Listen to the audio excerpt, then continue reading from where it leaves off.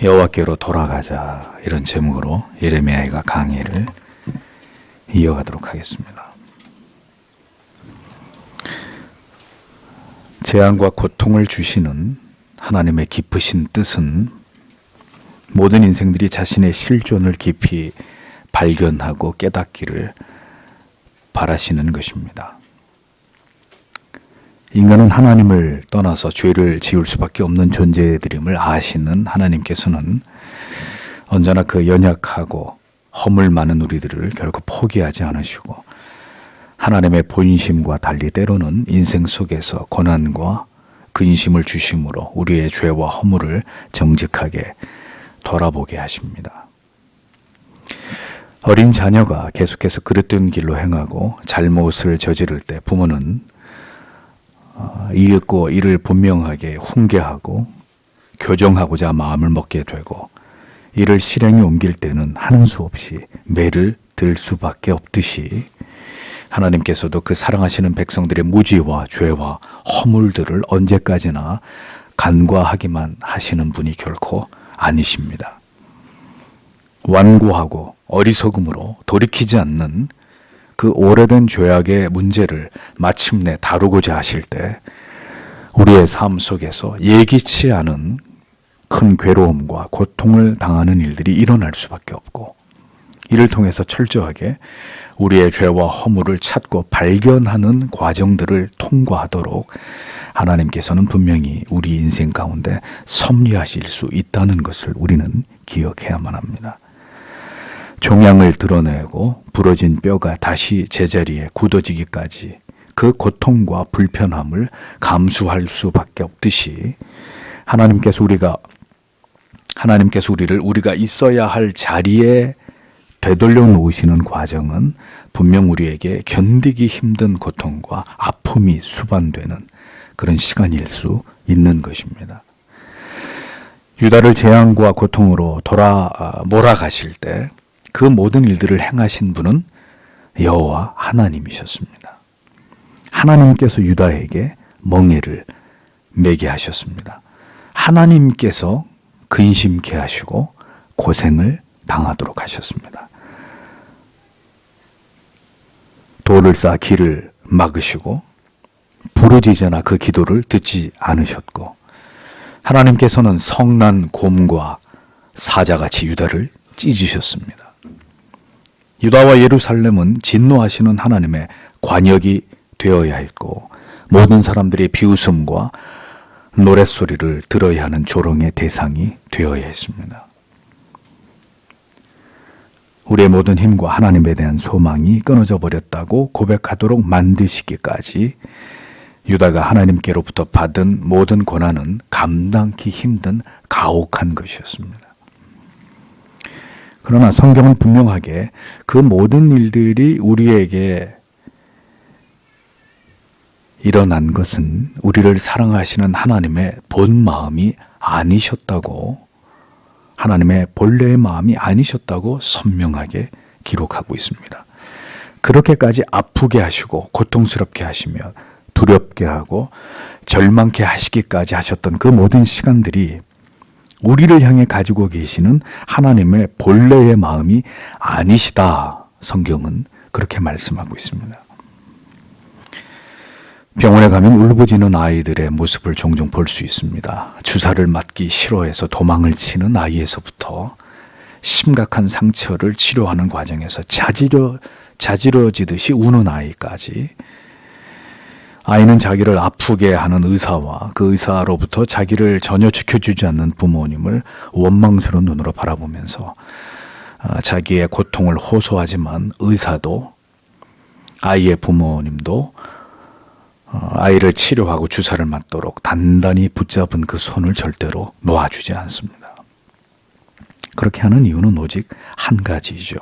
아프고 고통스럽더라도 병에서 빨리 낫게 하기 위해서, 상처가 치료되게 하기 위해서 그 일들이 불가피한 과정이기 때문에 아이로 하여금 그 고통을 견디도록 그 고통 속에 머물러 있게 하는 것입니다. 그것이 사랑이죠. 그렇게 해서라도 다시 건강해지기를 간절히 바라는 마음입니다. 잘못을 수수방관하는 것은 사랑이 아닙니다. 사랑은 고통을 가해서라도 그 잘못을 교정하고 그 악으로부터 벗어나도록 만드는 그 악에서 벗어나도록 만드는 지치지 않는 열정입니다. 고통의 그 끝까지 몰아붙여서라도 그 고통이 그를 진정으로 돌이키게 하고 돌아오도록 만든다면, 다시 그의 영혼을 건강하게 만들 수 있다면 그 고통의 한복판으로 그를 이끌어가는 것도 사랑이라는 거죠. 하나님께서 이토록 견디기 힘든 아픔과 괴로움 속에서 유다 백성들이 깨닫기를 원했던 것은 바로 그들의 죄였습니다. 죄를 깨달아 돌이키며 처절한 회개함이 없다면 결코 다시 회복시키시는 하나님의 은총도 기대할 수 없기 때문입니다. 더 이상 피할 곳이 없게 하시고 우리의 인생을 고난으로 멈추어 세우신 이후에 하나님께서 우리에게 우리 자신을 철저하게 돌아볼 것을 원하시는 때가 있다는 것입니다. 그때는 반드시 우리 자신의 모든 지나온 삶을 살피는 일에 우리가 집중해야 합니다. 그 고난을 주신 하나님의 뜻과 목적에 모든 초점을 맞추어야 되는 것이죠. 하나님이 주시는 고난은 우리의 죄를 확대시키기 위해서 우리에게 주시는 돋보기입니다. 그러므로 우리는 하나님께로 더 가까이 다가가서 하나님께서 우리에게 보이시고 깨닫게 하시는 죄를 발견하기 위해서 하나님께 도움을 구해야 합니다. 그러나 이러한 모든 우리의 감추어진 죄를 깨닫는 일은 나를 고집하고 내 마음을 완고하게 해서는 절대로 알 수 없는 일입니다. 그러하기에 하나님께서는 우리를 수술하실 때 고난의 테이블 위에 우리를 올려놓으시는 거예요. 아무것도 할 수 없는 그 절대적인 무능과 무기력의 상황 속에서 모든 것을 하나님의 손에 맡긴 채로 하나님의 손에 이끌려 우리의 영혼이 수술되고 다시 살아나게 되는 모든 과정들을 지나가게 하시는 것입니다. 아무것도 할 수 없을 만큼 우리가 무너지고 우리 자신에게 절망하며 이 모든 것이 나의 죄로 말미암은 것임을 정직하게 진실하게 깨닫게 되는 순간이 바로 하나님께로 돌아가는 출발점이 되는 것입니다. 그 일을 위해서 하나님께서는 우리에게 때로는 감당치 힘든 모든 두려움과 고난과 근심을 우리에게 주시기도 하시는 것이죠. 우리가 우리의 죄로 인해서 그 같은 고통을 당할 때 이제 우리가 결단하고 시행해야 하는 것은 하나님께서 우리에게 바라시는 바는 무엇이냐? 그것이 이제 오늘 성경에 기록되어 있는 말씀입니다. 40절에서 41절을 보십시오. 우리가 우리의 행위들을 검토하자. 그리고 우리가 시도하자. 그리고 우리가 여호와께 돌아가자. 우리가 하늘들의 하나님께 우리의 마음을 손들고 함께 들어 올릴 것이다. 직역을 하면 이런 의미가 됩니다. 엄습하는 고통 속에서 그 힘겨운 고난의 시간을 지나가면서도 우리가 가장 마음을 쏟아야 하는 일은 어떻게 하면 속히 이 고난에서 벗어날 수 있을까에 대한 고민과 염려가 아닙니다. 혹은 막무가내로 하나님께 속히 이 고난이 지나가게 해주시기를 간구하는 떼쓰는 일도 아닙니다. 우리가 죄로 인해서 고통을 받을 때 우리가 마음을 기울여야 할 일은 우리가 스스로 우리의 행위를 조사하는 일입니다. 조사하다라고 번역된 이 부분의 원문에는 두 개의 히브리어가 사용됐는데 나흐페사, 찾다라는 뜻입니다. 그리고 웨나우코라, 조사하다, 이 두 단어가 사용이 됐습니다. 그러니까 우리가 걸어온 길, 우리의 살아온 삶을 철저하게 검토해서 이 모든 고통의 원인을 찾는 것이 우리가 고난 가운데 있을 때 돌이켜 회개함이 있어서 우리에게 가장 시급하고 중요한 일이라고 성경은 말씀하고 있는 것입니다. 오늘까지 걸어온 삶의 궤적을 돌아봐야 한다는 거예요. 그 모든 길이 하나님께서 보시기에 선한 길이었는지 올바른 길이었는지 우리가 걸어온 길을 돌아보면서 조사하고 그것을 샅샅이 살펴야 한다는 겁니다. 우리의 양심을 동원해서 모든 것을 객관적으로 판단하고 공평하게 살펴야 하는 것이죠. 우리가 걸어온 길, 우리의 삶의 방향과 그 내용을 면밀히 들여다보아야 한다는 것입니다. 우리가 세웠던 목표, 그것을 이루기 위해서 때때로 우리가 어겨운 하나님의 규례와 율법과 법칙이 무엇이었는지, 우리가 깨뜨려버렸던 신앙의 원리들을 찾아내고 우리의 마음의 방향과 삶의 기준이 하나님의 말씀과 정령 부합했었는지를 돌아보아야 한다는 것입니다. 자, 그런데 이 구절에서 우리가 유의해서 보아야 될 부분은 주어가 분명히 우리가 라고 기록되어 있다는 점입니다.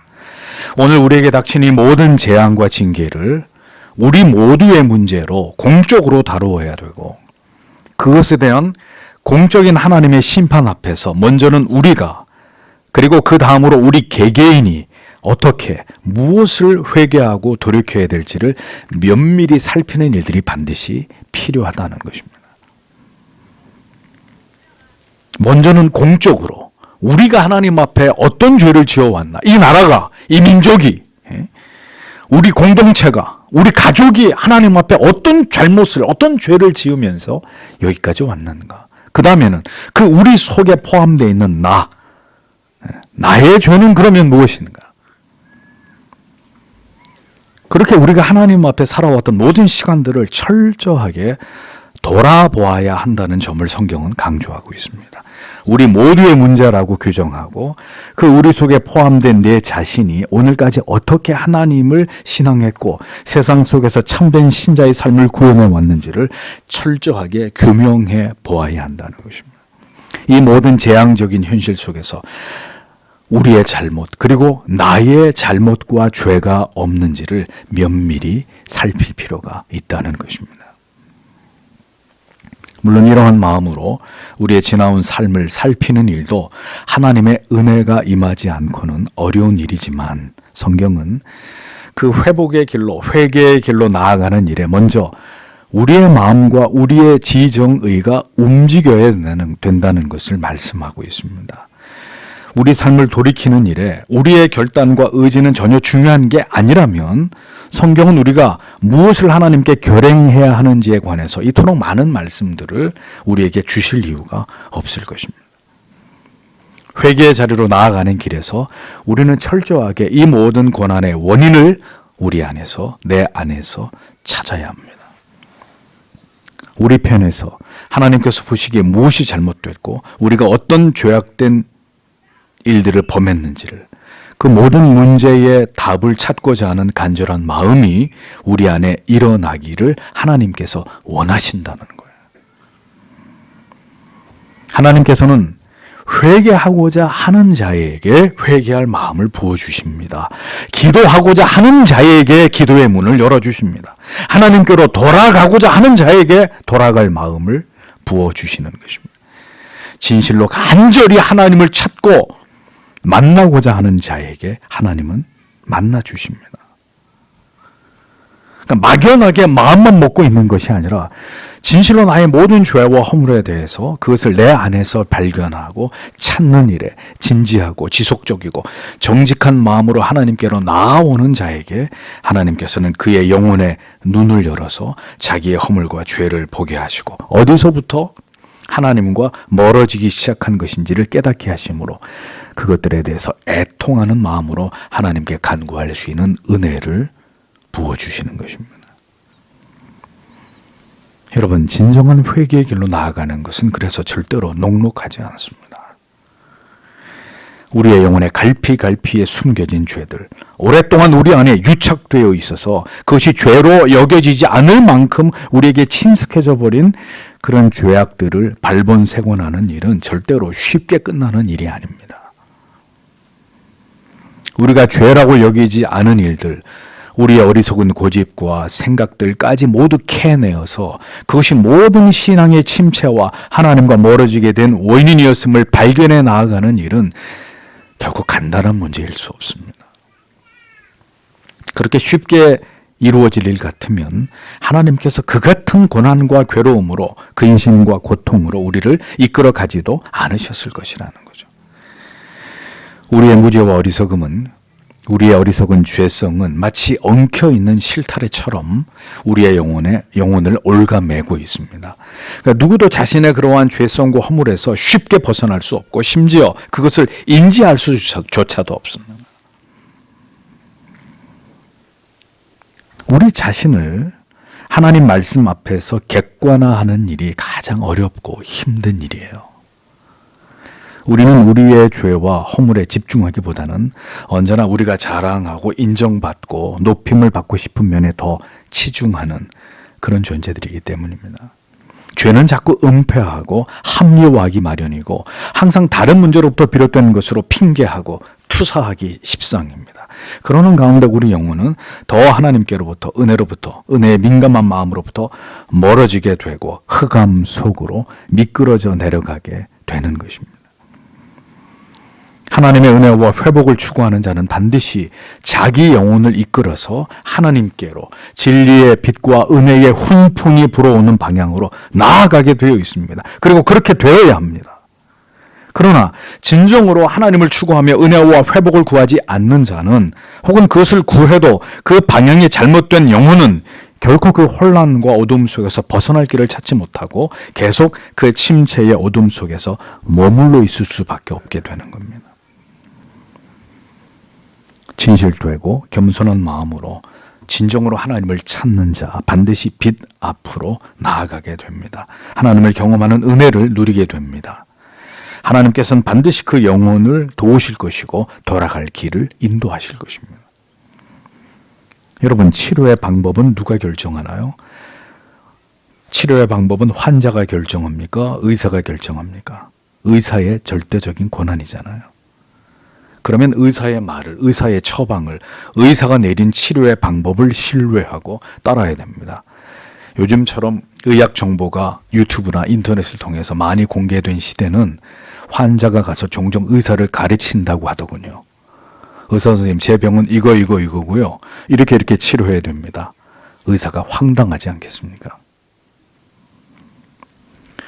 스스로 어둠 속에 머물러 있기를 고집하는 자, 그 속에서 절대로 벗어날 수 없습니다. 언제나 자신을 변명하는 궤변과 핑계와 원망으로 일관할 뿐입니다.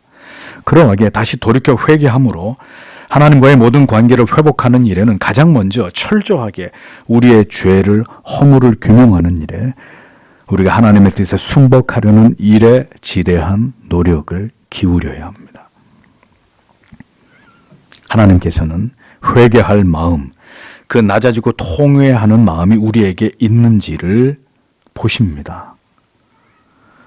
하나님과 관계를 회복하기를 그 무엇보다도 간절히 원하는 그 마음을 주목하십니다. 그리고 어떤 제한이나 자기 생각과 고집을 모두 버리고 온전히 하나님의 섭리와 주권에 자신을 맡기는지의 여부를 주목하십니다. 그리고 그 마음은 마음과 느낌뿐 아니라 우리가 우리의 죄에 대해서 갖는 집중력, 우리의 지난날의 죄를 철저하게 조사하고자 하는 마음을 통해서 그 진위를 파악하시는 것입니다. 그렇게 자기 죄에 대해서 애통함으로 그 모든 자신의 무지와 허물과 죄에 대해서 철저하게 검토하려는 자에게 하나님은 그의 죄를 보게 하시고 깨닫게 하시고 통렬하게 그 죄로 말미암아 아파하는 마음을 주셔서 결국 그 모든 죄를 회개함으로 하나님 앞으로 나올 수 있도록 길을 열어주시는 것입니다. 죄를 지은 자, 영혼의 깊은 침체에 빠진 자들은 많이 있어도 그 가운데 쉬 벗어나는 자가 많지 않은 이유는 이러한 회개로 나아가는 길을 올바로 알아서 간절함으로 그것에 마음을 쏟는 자들이 많지 않기 때문입니다. 스스로 철저하게 행위를 돌아보아 그 다음은 결국 여호와께로 돌아가야 한다. 돌아가자라고 번역된 히브리어 나슈바, 돌아서는 것입니다. 돌아서는 것. 그러니까 지금 이대로의 모습, 지금 이대로의 진행하는 방향에서 180도 선회를 해서 그 방향을 완전히 하나님께로 틀어서 하나님께로 돌아가는 것을 의미하는 것입니다. 하나님께로 돌아가는 것은 반대로 세상에서 죄악의 길에서 나에게 익숙하던 모든 육적인 것에서부터 완전히 떠나는 것을 의미하는 것입니다. 내 고집 속에, 내 생각 속에, 내 마음 속에 나를 묶어 두었던 것으로부터 완전히 결별하는 거예요. 떠나는 거예요. 성도 여러분, 돌아서십시오. 이제 그만 나의 마음에 내가 고집하고 있던, 나의 마음을 지배하고 빼앗았던 나의 판단과 나의 생각과 사람으로부터, 그리고 그 특정한 어떤 것으로부터 돌아서십시오. 그것이 하나님께로 돌아가는 길입니다. 돌아가고자 하는 마음을 주시기를 기도함과 동시에 우리는 우리의 마음이 하나님께로 돌아가기를 사모해야 한단 말이죠. 돌아가야 합니다. 모든 죄인들은 하나님께로, 하나님의 품으로 돌아가야 합니다. 돌아가고자 하는 결연한 마음은 지금의 자리, 지금의 이 상태로는 도무지 어떤 기쁨도 행복도 가슴 벅찬 감격도 없다는 것을 뼈저리게 자각할 때에 우리의 마음이 내리게 되는 결정입니다.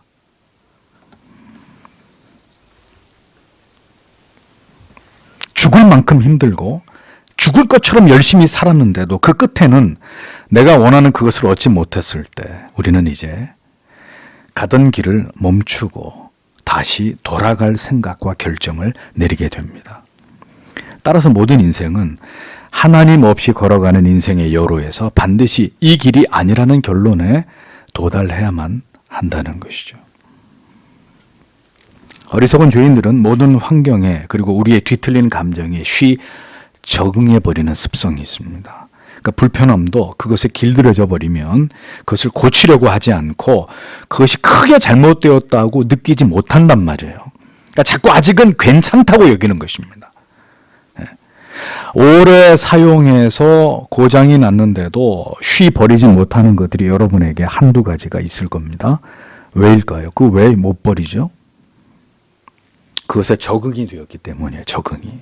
그러니까 웬만하면 새 것으로 바꾸면 좋은데 오래된 신발처럼 나에게 너무 편하고 그것에 길들여져 버렸기 때문에 버리기 어려운 거예요. 그러니까 결국 사용할 수 없도록 완전히 부서지거나 더 이상 작동하지 않음으로 인해서 낭패를 겪게 되어야 결국 그때야 버립니다. 그제서야 이제 포기하게 되는 거죠. 이 길로 계속 가다가는 정말 내가 완전히 망가질 수 있겠구나. 이토록 괴로움과 고통 속에서 내 인생이 끝나버릴 수도 있겠구나. 정말 내가 크게 벌을 받을 수도 있겠구나. 이런 두려움과 염려가 엄습할 때 우리는 이제 그만 방향을 바꾸어서 그렇게 고집스럽게 살아왔던 모든 삶의 방향을, 나를 지배하던 그 마음과 생각을 총체적으로 바꾸어서 하나님께로 돌아가게 되는 것입니다. 하나님께서 우리들에게 이것을 말씀하시는 것입니다. 유다처럼 거듭되는 하나님의 경고에도 아랑곳하지 않고 그렇게 끝내 하나님께서 무엇을 원하시는지를 무시하고 어리석고 무지한 삶을 고집할 때 우리는 유다와 다를 바 없이 결국 하나님의 처절한 징계를 통해서 혹독한 고통과 괴로움 앞에 서게 될 수밖에 없게 되는 것이고, 그렇게 인생이 하나님에 의해서 고통 가운데 좌초될 때는 지체하지 말고 우리가 하나님 앞에서 무엇을 잘못했는지를 철저하게 조사하고, 그리고 즉시 이제 진행해 오던 그 모든 하나님을 떠난 삶을 멈추고 하나님께로 돌아가야 된다라는 것을 우리는 절대로 잊어서는 안 되는 것입니다. 어떤 경우도 우리가 당면한 모든 고통과 두려움과 근심으로부터 벗어나는 길은 오직 이것뿐입니다. 우리의 지난 삶을 돌아보는 것과 그리고 지체하지 않고 하나님께로 돌아가는 것. 하나님의 방법대로, 하나님의 뜻대로, 하나님이 주시는 깨달음을 따라서 우리가 있어야 될 그 자리로 돌아가는 것입니다. 돌아가도록 부디 여러분이 하나님 앞에서 마음을 정하시기를 바라고, 하나님께서도 그렇게 여러분의 마음이 움직이도록 도와주시기를 간절히 기도합니다. 그 돌아감의 행위에 포함되어야 될 우리의 마음에 관해서 성경은 이어서 말씀하시기를 마음과 손을 하나님께 들자 이렇게 기록되어 있습니다. 마음에 해당되는 히브리어 레바브라는 단어, 마음, 정신, 심령, 영혼, 인격, 의지, 감정, 이런 단어들이 전부 다 집약되어 있는 단어입니다. 그러니까 마음은 인간의 내면적인 활동이 이루어지는 중심으로 지식과 감정과 의지를 통제하고 선악을 또 인격과 행위를 판단하는 근거이고 생명의 힘이 분출되는 중심이고 하나님과 인격적 관계가 형성되는 교제의 토대가 되는 것입니다. 그리고 무엇보다도 하나님의 계시의 깨달음을 담아내는 수용체가 마음입니다. 그래서 이 마음을 엘카파임, 즉 손들과 함께 들어 올리자, 이렇게 성경이 말씀합니다. 그래서 마음을 들어서 하나님께 올려드림을 손을 드는 것으로 이렇게 함께 묘사를 하고 있는 말씀이죠. 하나님께 우리의 마음을 드리는 일의 중요성을 성경은 이렇게 분명하게 강조하고 있습니다. 돌이키는 자, 회개하는 자, 그 마음이 하나님을 향해야 된다는 거예요. 우리의 마음이 진실로 하나님을 향해야 된다는 것입니다. 우리의 마음이, 우리의 생각이 하나님께로부터 분리된 것이 아닌 하나님에 대한 생각으로 가득 채워져야 된다는 것입니다. 하나님을 향한 절대적 신뢰 속에서 하나님께로 돌아가기를 원하는 그 마음으로 가득한 가운데서 하나님께로 나아가야 하는 것입니다. 하나님께서는 언제나 우리의 마음을 주목하십니다. 우리의 마음에 진실로 하나님을 향하며 죄를 뉘우치고 자기 자신을 혐오하고 온전히 하나님을 신뢰하는지의 여부를 확인하십니다. 그 마음에 다른 것이 있다면, 그 마음에 담겨 있는 것이 하나님께서 원하시는 것이 아니라면 하나님께서는 그것을 인정하시지 않습니다. 다윗은 시편 57편 7절에 하나님이여 내 마음이 확정되었고 내 마음이 확정되었사오니 내가 노래하고 내가 찬송하리이다, 이렇게 고백합니다. 시편에는 시인의 마음에 대한 진실되고 정직한 고백들로 가득 채워져 있습니다. 여러분, 우리가 나의 진심을 누군가가 알아주기를 바랄 때 자주 쓰는 표현이 뭡니까? 할 수만 있으면 내 마음을 열어서라도, 내 심장을 꺼내서라도 보여주고 싶다, 이런 표현들, 이런 고백들 하지 않습니까?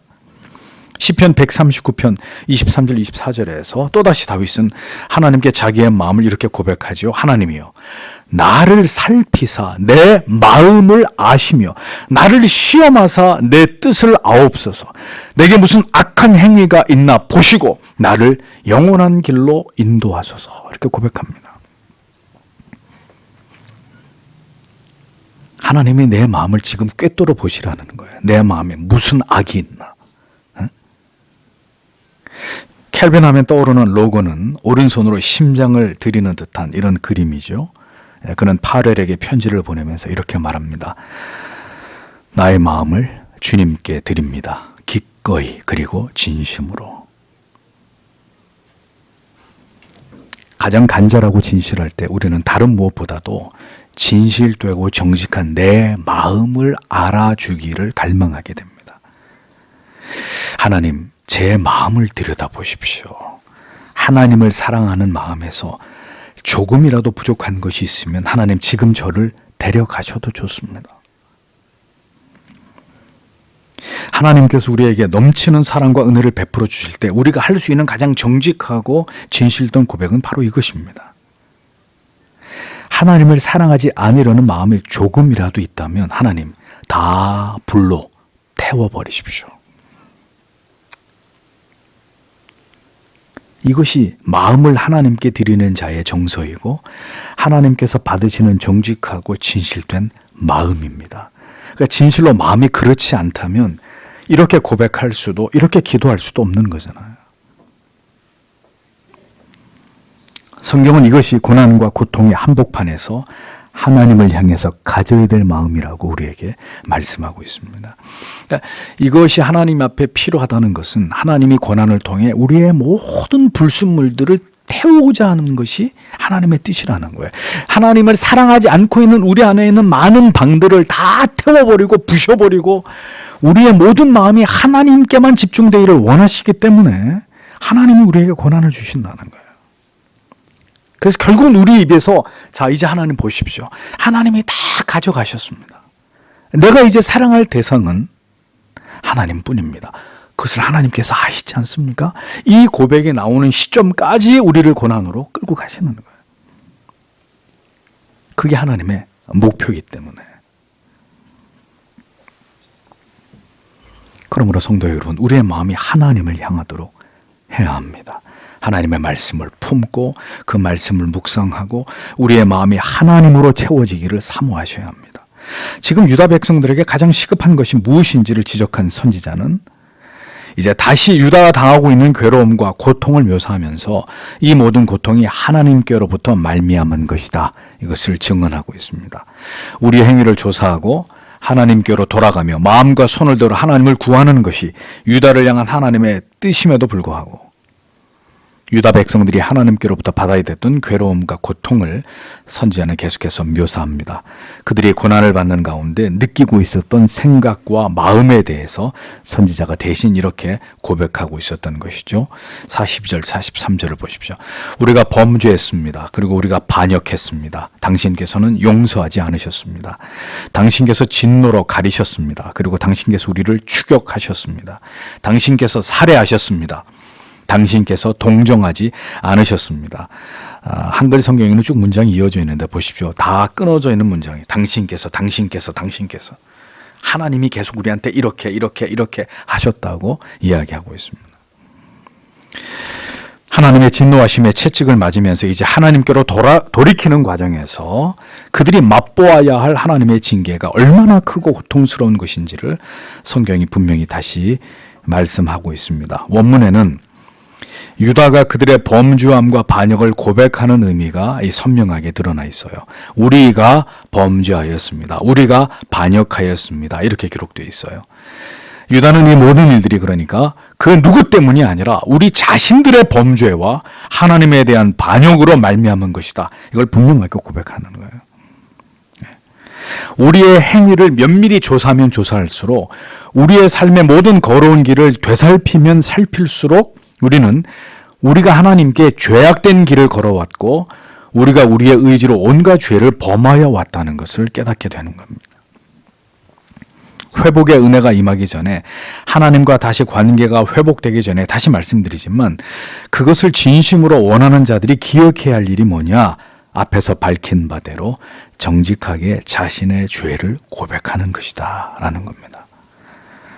나의 모든 오늘까지의 삶이 진정으로 하나님을 사랑하고 경외하고 그 계명과 뜻에 복종하는, 하나님을 기쁘시게 하는 삶이었는지를 점검하는 것입니다. 그 모든 자기 성찰이 정직한 것이었다면 우리의 고백은 이처럼 우리의 죄와 패역을 철저하게 시인하고 고백하는 것이어야 합니다. 하나님께로부터 우리가 고난을 당할 때 우리에게 반드시 필요한 일들은 나를 돌아보아서 진실로 나의 삶이 하나님께 범죄와 반역의 삶이었음을 고백하는 거예요. 다른 어떤 핑계와 변명이 아니라 우리가 하나님께 죄를 범해왔다는 것과 우리의 삶이 하나님을 향해서 반역을 저지른 철저한 불순종의 삶이었다는 것을 시인하는 것입니다. 그러니까 그런 정서와 마음의 돌이킴이 평범한 정상적인 삶 속에서는 일어나지 않는단 말이에요.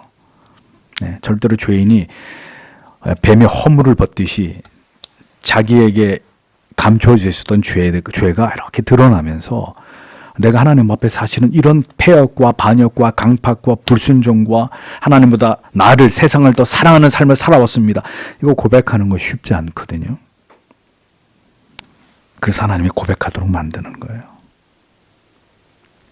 고난을 통해서, 견디기 힘든 시련을 통해서 우리의 마음을 낮추어서 결국은 우리가 하나님 앞에 고백해야 될 죄, 돌아서야 될 죄, 그 죄에 대해서 민감한 상태로 우리의 영혼을 바꾸셔서 결국 우리의 입에서 그것을 토해내게 만드시는 거예요. 주께서 사하지 아니하시고라는 말의 의미는 우리가 그렇게 하나님께 범죄하고 반역을 일삼았기에 더 이상 우리의 죄를 용서하지 않으시고 우리의 죄값을 우리에게 물으시는 것이 정당하다, 이런 뜻입니다. 우리가 그렇게 하나님의 말씀을 거부하고 하나님을 향해서 패역과 강팍으로 일관했으니 우리가 하나님의 용서 없는 징계를 당하는 것은 당연한 것이다, 이렇게 고백하고 있는 거죠.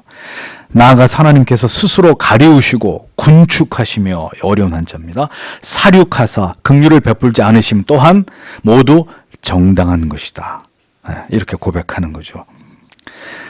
하나님의 진노하심은 스스로 그 백성에게서 하나님 자신을 가리우시는 것으로 나타납니다. 그러니까 그 자녀들을 향해서 모든 하나님이 가지고 계신 부성을 감추시고 더 이상 아버지로서 그들을 대하시지 않는다는 것을 의미하는 것입니다. 그러니까 우리의 죄가 깊을 때 하나님은 더 이상 여러분에게 말씀하지 않으세요. 그리고 더 이상 하나님의 모든 사랑과 자비와 긍휼과 은혜를 하나님의 자녀들에게 베풀지 않으십니다. 모든 것이 all stop. 구름이 태양을 가리워버리면 온통 구름 아래의 세상이 어두워지게 되듯이 그렇게 하나님의 봉쇄가 시작될 때 하나님의 백성들은 모든 부성적인 사랑을 느낄 수 없는 처지에 이를 수밖에 없게 되는 겁니다. 죄악이 극에 달할 때 그 다음에 하나님께서 이제 자기 백성들을 추격해서 섬멸할 대상으로 여기신다고 했습니다. 군축하다라는 말은 추격하다 이런 뜻입니다. 하나님께서는 철저하게 악을 행한 자기 백성들을 보응하시고 그들의 죄를 일벌백계로 다스리시기 위해서 그들을 추격한단 말이에요. 그냥 내버려 두지 않아요. 네 하고 싶은 대로 해. 너 가고 싶은 대로 가. 하나님이 계속 그렇게 내버려 두지 않고 때가 되면 쫓아가십니다. 하나님이 요나를 잡으러 폭풍우를 동반해서 큰 물고기를 동원해서 그를 추적하듯이 하나님이 추적한단 말이에요. 그리고 마침내 심지어는 죽이기까지 하시는 거예요. 바벨론을 들어서 철저하게 유다의 백성들을 죽이고 포로로 끌려가도록 허용하신 하나님이십니다. 하나님께서 돌이키지 않는 자기 백성들을 심판하시고 그들을 징계하실 때 이와 같은 일들을 하나님의 자녀들이라 할지라도 겪게 될 수 있다는 것을 성경은 거듭 강조하고 있는 거예요. 성경이 왜 유다가 당한 이와 같은 하나님의 자비 없는 징계를 거듭 말씀하고 있을까요? 이와 같은 일들이 일어나지 않도록 하나님의 자녀들이 하나님께서 명하신 바를 따라서 하나님을 경외하고 사랑하며 그 말씀과 계명을 따라 하나님을 신앙하는 올바른 신앙의 길을 걸어가라는 것입니다. 고집과 강팍한 마음을 버리고 하나님께로 나아가 그 자비와 긍휼 앞에 엎드려서 하나님과 올바른 관계 속에서 하나님께서 우리를 지으신 목적을 따라서 우리의 인생을 살아가라는 것입니다. 그렇지 않을 때 우리의 인생이 이토록 비참하고 고통스럽고 괴로움과 근심으로 넘쳐나게 된다는 것을 성경은 하나님의 자녀들에게 경고하고 있는 것입니다. 하나님께서 그 사랑하시는 백성들을 향해서 무한하신 사랑과 긍휼을 가지고 계십니다. 설령 그 백성들이 범죄하고 하나님을 멀리할지라도 하나님의 사랑은 변하지 않습니다. 다만 하나님께서 이와 같이 하나님을 향해서 패역한 백성들에게 진노를 드러내시고 그들을 징계하시는 것은 그들을 미워하시기 때문도 그들을 버리고자 하시기 때문도 아닙니다. 사랑과 긍휼과 자비는 결코 변함이 없으시지만 그들이 하나님을 어떻게 경외하며 어떻게 하나님과 관계를 이루어야 되는지를 가르치시는 거예요. 자녀가 잘못을 저지르고 아버지와 어머니의 마음을 상하게 할 때 아무리 마음이 아프더라도 여러분 그 자식을 버리는 부모가 어디 있습니까? 넌 이제부터 내 자식이 아니야. 넌 호적에서 네 이름을 지울 거야. 이런 부모가 어디 있습니까? 자식을 자식으로 인정하지 않고 부모와 자식이 연을 끊어버리는 일들이 어떻게 가능합니까? 마음이 상하고 속이 타들어가도 자식은 자식입니다. 그러니까 그 자식을 향한 사랑은 멈춰지지가 않는 거예요. 다만 자녀가 잘못을 저질렀을 때 부모의 말을 거역하고 그랬던 길을 고집했을 때는 부모는 그에게 분노를 드러내기도 합니다. 체벌을 가하기도 하고 의도적으로 불순종하는 자녀와 어느 정도 거리를 둘 수도 있습니다. 그렇게 하는 이유가 무엇입니까? 스스로 잘못을 돌아보아서 아버지하고 나하고 이렇게 불편하게 된 관계, 이 낯설고 어려움을 경험하면서 깨닫고 돌이키게 하기 위함이잖아요. 내가 계속 그 뜻을 고집하고 부모가 원치 않는 길로 행할 때 너에게도 고통이 따를 것이고 이전에 누리던 그 친밀함을 다시는 아버지와 어머니와 누릴 수 없을 것이라는 것을 강력하게 경고하는 것이잖아요. 그러니까 그런 조치를 통해서 돌이키도록 만들려는 것이 부모님의 마음이잖아요.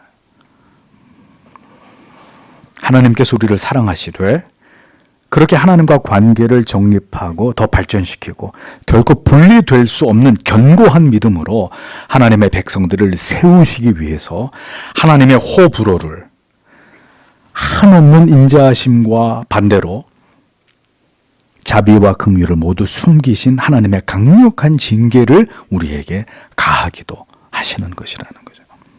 그러므로 우리는 이러한 차원에서 자기 백성들을 향하신 하나님의 여러 가지 징계의 모습과 하나님께서 진노하실 때 그 백성들을 어떻게 대우하시는지를 깊이 생각해 볼 필요가 있는 것입니다.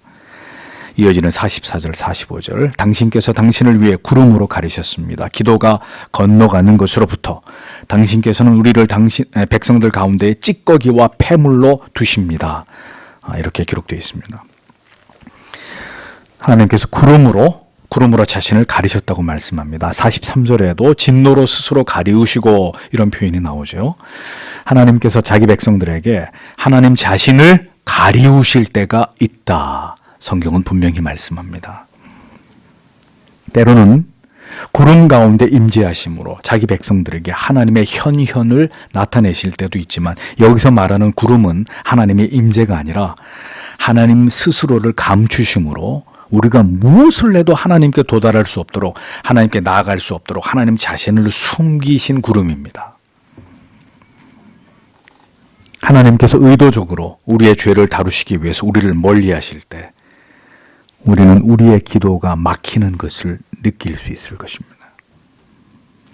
무엇을 하나님께 구해도 도무지 응답하지 않으시는 하나님께서 우리의 기도를 마치 듣지 않기로 작정하신 듯한 그런 차가운 거절감과 하나님이 우리를 매우 하찮게 여기시는 듯한 우리의 모든 자존감을 깨뜨리시고 수치와 모멸감을 당하게 하시는 일들을 경험하게 될 때가 있을 것입니다. 하나님께서 보세요. 유다를 악취나는 혐오스러운 쓰레기와 폐물처럼 방치하셨다. 버려뒀다. 라고 성경이 말씀합니다.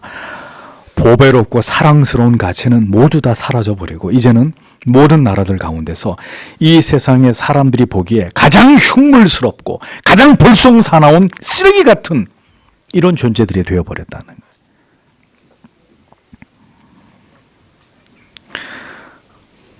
뭘 깨닫게 하시는 것일까요?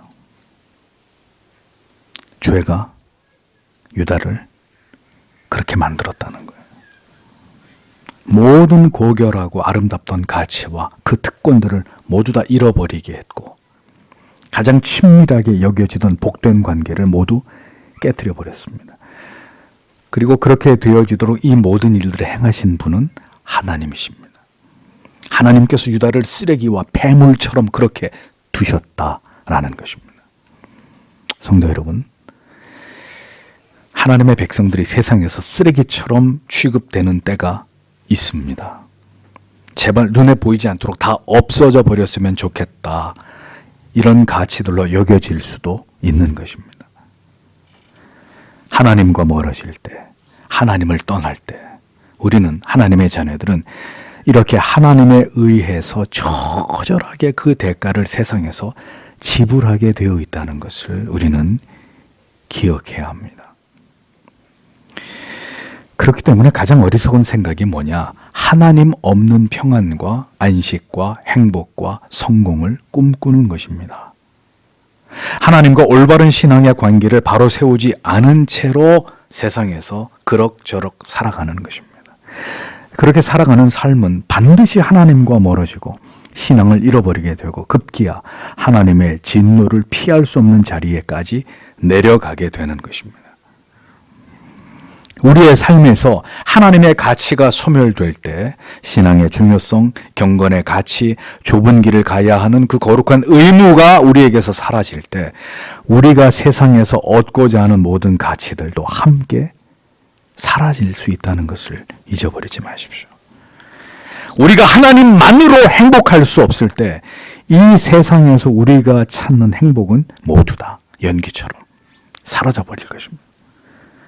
우리에게서 하나님께서 가장 존귀하신 가치가 되지 못한다면 세상 사람들에게 있어서 우리의 존재는 차라리 사라져버린다면 더 좋을 존재로밖에 여겨지지 못할 것이라는 점을 오늘 우리 마음에 깊이 새겨야 합니다. 그렇게 소금이 맛을 잃어버리면 길가에 떨어져 밟히게 될 뿐인 거죠. 여러분, 세상 사람들이 점점 교회를, 그리스도인들을 혐오의, 경멸의 대상으로 여기고 있습니다. 우리는 우리가 살아가는 시대 속에서 왜 그리스도인의 가치가 징계와 폐물처럼 취급되고 있는지에 대한 심각한 각성이 필요합니다. 그리고 그 이유는 바로 우리들이 이 시대 속에서 진정으로 하나님을 올바로 신앙함으로 빛이 되고 소금이 되지 못함에서 비롯됐다는 것을 깊이 생각해 보아야 합니다. 우리의 신앙이 진정으로 하나님께로 돌아가지 못한다면 하나님께서 원하시는 신앙의 온전한 회복과 영적인 부흥을 우리가 누리지 못하게 된다면 이제 어떤 결과가 우리를 기다리고 있을지를 우리는 생각해 보아야 합니다. 마지막으로 46절, 47절을 보십시오. 우리의 모든 원수들이 우리에 대항하여 그들의 입을 열었습니다. 두려움과 함정, 황폐함과 파괴가 우리에게 발생했다. 이렇게 적고 있습니다. 사면 초가의 어려움 속에서 유다를 향해서 모든 거친 조롱의 말들을 그들의 대적들이 쏟아내고 있었다는 거죠. 여러분, 오늘까지 사시는 동안에 험악한 말을 들어보지 않은 것은 하나님의 은혜입니다. 은혜입니다. 그러나 만약에 우리가 지금까지 들어보지 못한 우리에 대해서 이토록 모욕적이고 치욕적인 어떤 경멸과 조롱의 언사를 우리가 듣게 되는 때에는 이 모든 것이 하나님의 징계다라는 것을 기억해야 합니다. 우리가 우리 스스로를 하나님 앞에서 죄로 말미암아 우리 스스로를 천하게 만들지 않는다면 우리가 세상으로부터 천대를 당할 이유가 없습니다. 사람들이 지금의 교회와 성도와 목회자들을 거침없이 욕하는 것은 엄밀하게 말해서 우리가 하나님을 버리고 하나님의 율례와 법도를 버리고 인간을 위한 기독교로 우리의 신앙을 더럽혔기 때문입니다. 하나님께서 우리를 하나님께로 돌아오게 하실 때 이렇게 전방위적으로 어떤 일들이 일어나게 되는지를 성경은 소상하게 말씀하고 있습니다. 성경은 두려움과 함정, 잔해와 멸망이 우리에게 임했다고 기록합니다. 유다가 사냥꾼에 쫓기다가 파놓은 함정에 빠진 것과 같은 이런 두렵고 절망적인 상황에 이르게 되었다라는 것을 표현합니다. 그 두려움과 함정에 빠진 결과는 철저한 파괴와 멸망이었다고 증언합니다. 잔해란 전쟁의 결과로 인해서 처참하게 파괴된 상태를 뜻합니다. 그러니까 철저하게 마음도 몸도 모두 다 파괴되고 피폐하게 되었다는 것을 묘사하고 있습니다. 모든 것이 붕괴되고 무너져버린 상태, 모든 소망이 사라져버린 절망의 상태가 유다에게 엄습했다는 것을 보여줍니다. 바벨론은 전쟁의 소문들로 먼저 유다를 두렵게 했습니다. 그리고 결국 그들의 막강한 군사력으로 유다를 침공했고 모든 것을 파괴하고 죽이고 약탈하고 조롱하고 포로로 끌고 갔습니다. 속수무책으로 당할 수밖에 없는 맹수 앞에 연약한 초식동물처럼 유다는 그렇게 철저하게 강력한 바벨론에 의해서 모두 다 찢기워지고 유린됐단 말이죠. 우리는 아직까지는 평안의 시대에 이와 같은 하나님의 진노하심과 징계와 그리고 유다가 당한 이 참담한 고통의 처절한 괴로움과 슬픔에 대한 말씀을 그저 듣고 있을 뿐입니다. 하나님의 자녀들에 대한 하나님의 마음을 성경은 그 자녀들이 하나님과 어떤 관계 가운데 있는지에 따라서 여러 가지로 계시되어 있는 것을 우리에게 보여줍니다. 하나님께서는 사랑과 자비와 긍휼의 용서의 하나님이시기도 하지만 하나님의 또 다른 면은 그분은 질투하시고 그분은 진노하시고 그분은 자비와 긍휼을 모두 완전하게 감추시고 가혹하리만큼 처절하게 징계하시고 고난과 근심과 두려움을 갖게 하시는 하나님으로 하나님의 자녀를 향해 침묵하고 외면하시는 하나님이기도 하심을 성경은 우리에게 분명하게 말씀하고 있습니다.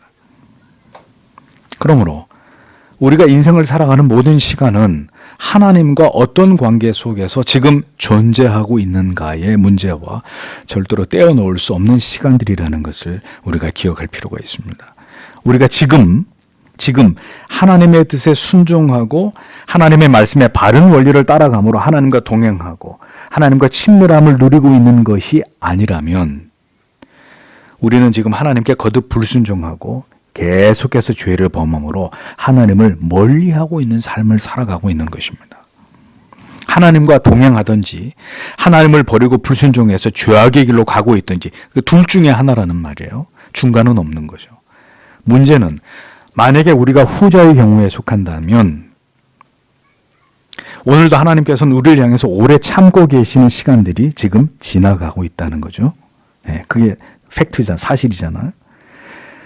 그러면 그 하나님의 오랜 인내하심의 끝이 언제일지 알 수 없지만 우리가 하나님의 말씀을 듣고 깨닫고 돌이켜 하나님께로 돌아가지 않는다면, 하나님께 순복하고 하나님이 원하시는 길로 행하지 않는다면 어떻게 된다는 거예요? 반드시 하나님께서는 우리를 깨닫게 하고 돌이켜 회개케 하시기 위한 고난과 고통의 근심과 괴로움의 시간 속으로 우리를 반드시 이끌고 가신다는 거예요. 그 하나님의 오래 참으심이 우리가 생각한 것보다 훨씬 더 길기 때문에 우리는 우리에게 하나님의 징계가 다가오고 있다는 것을 잘 알지 못합니다. 하나님께서는 사람처럼 그때그때 우리가 하나님의 말씀을 어길 때마다 우리에게 매를 드시는 분이 아니시기 때문에 우리는 지금 하나님 앞에 죄를 범하고 있으면서 그릇된 길로 행하고 있으면서도 우리가 그렇게 하고 있다는 것조차도 올바로 분별하지 못합니다. 다만 하나님께서는 분명하게 하나님의 말씀을 통해서 깨닫게 하시는 모든 내용 속에서 여러분에게 돌이키기를 명하시고 양심의 가책을 통해서 그것을 지적하는 것들을 수없이 반복하십니다. 계속해서 우리의 마음속으로 우리의 마음을 통해서 돌아오라고 돌이키라고 하시는 사인을 계속 주신단 말이에요. 모든 죄인들은 진리의 빛 앞에서 자신의 무지와 죄의 허물을 날마다 발견하고 그것이 들통나기 전까지는 언제나 항상 죄를 향해서 달려갈 수밖에 없는 존재들입니다. 하나님께서는 오랜 시간 동안 유다의 우상 숭배와 그들의 패역과 강팍한 삶에 대해서 인내하셨습니다. 그리고 선지자를 통해서 회개하고 돌아올 것을 계속해서 촉구하셨습니다. 어떤 하나님의 두려운 징계가 일어나기 전에는 이미 오래전부터 이것이 옳지 않다는 것에 대해서 이러한 삶이, 이러한 신앙이 절대로 하나님이 기뻐하시는 것이 아니라는 것에 대해서 계속 그것을 우리가 내적인 증거를 통해서, 외적인 증거를 통해서 깨닫고 인지하게 되는 시간들이 흘러가기 마련입니다. 그것이 몇 년이 됐든 몇십 년이 됐든. 그러니까 한국교회는 이미 오래전부터 하나님을 떠나고 바른 진리를 떠나서 현세 기복주의나 신비주의를 비롯한 온갖 저급하고 불건전한 신앙에 젖어서 하나님께서 진정으로 원하시는 믿음으로부터 벗어나 있다는 것을 우리가 수도 없이 들어서 알고 있잖아. 우리 눈으로 보아서 우리가 그것을 알고 있지 않습니까? 세계 많은 기독교의 유구한 역사를 자랑하던 나라들도 모두 다 지금 하나님을 버리고 온갖 추악한 악을 범하면서 점점 하나님께로부터 멀어져서 참남한 죄악들을 범하며 여기까지 왔다는 것을 우리가 눈과 귀를 열어서 다 보고 듣고 있었지 않습니까? 그리고 이제 전 세계에 창궐하고 있는 이 전염병을 통해서 수많은 사람들이 목숨을 잃게 되었고 많은 나라들이 액수로 환산할 수 없을 만큼의 손실과 피해를 입고 있는 현실을, 지금의 현실을 우리가 똑똑히 보고 있지 않습니까? 그러면 이 모든 일이 우연이겠느냐? 악이 창궐하고 하나님의 백성들에게 죄악이 쌓여갈 때 우리는 분명히 하나님의 경고에 귀를 기울여야 합니다. 반드시 하나님께서 이 죄악들을 간과하지 않으시고 심판하실 것임을 우리는 긴장하면서 그것을 대비해야 되는 거죠. 성경이 왜 기록되어 있습니까? 이 모든 진리를 통해서 우리 자신을, 우리가 살아가고 있는 이 시대를 비추어 보라는 거예요. 이 하나님의 말씀 앞에 비추어 보라는 것입니다.